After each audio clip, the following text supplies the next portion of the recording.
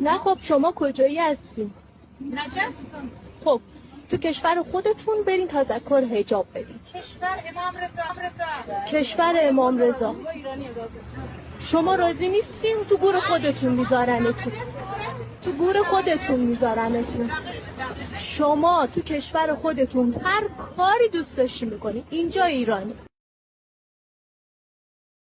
به ما گفتند آمریکاییان در خاک ما روزی اگر جرمی کنند باید زبان از هر سخن دوزی که شاه مملکت وابسته احکام بیگانه است. جواب اجنبی در خاک ما یک مشت جانانه است. همانی که همین را داد زد شیخا تو بودی نه، همین ایراد را پیراهن عثمان نمودی نه.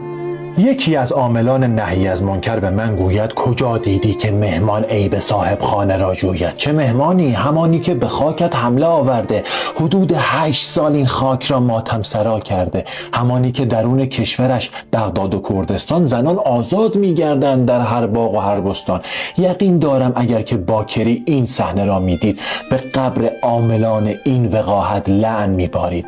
زن ملعونه‌ای که ابروانت نقش ابلیس است، تویی که کشورت امنیتش بند 2 تا پیس است. غلط کردی زن یک روزه 10 شیخ و 100 مفتی، به ناموس من و هم میهنم این گونه بد گفتی.